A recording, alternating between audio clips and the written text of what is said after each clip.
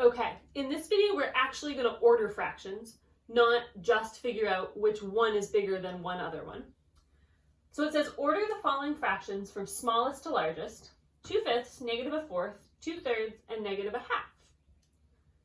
We're going to start by doing this on a number line because I think that's easier for me, but you can use whatever method you like.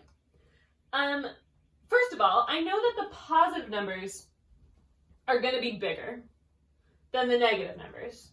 So I'm just going to rewrite this down here with the positive numbers bigger than the negative numbers. This might not be right, but it's closer than that because the negative numbers are smaller than the positive numbers. Now, let's figure out exactly where all of them go. Let's start with the negatives. So to plot -1/4, we need to split up between 0 and -1 into 4 pieces. Here they are. -1/4 is here, 2/4, -3/4, that's -4/4. So -1/4 lives right here. Okay, what about -1/2?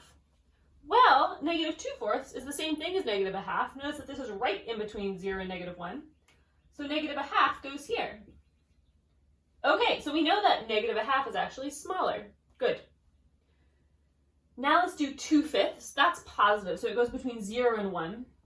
We've got to split this up into 5 equal pieces, which is hard. We can do it. Maybe 1, 2, 3. Ah, that was so good. 4, 5. So 2/5, 1/5, 2/5 goes right here. And last but not least, 2/3. We need to split this up into 3 pieces. Sure, that's close. And 2/3 goes over here. So there's 2/3. So here they are, all ordered on our number line: -1/2, -1/4, 2/5, and 2/3. So now we just need to write them in that order.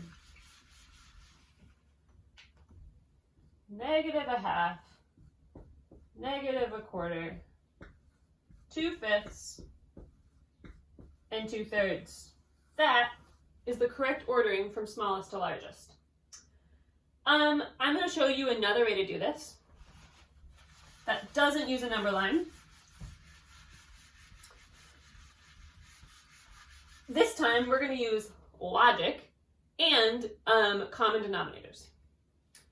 So just like I said before, we don't have to compare all of these using the same common denominator because we can split this up in ways that are like logically make sense. So again, we know that these negative numbers are going to be smaller than the positive numbers.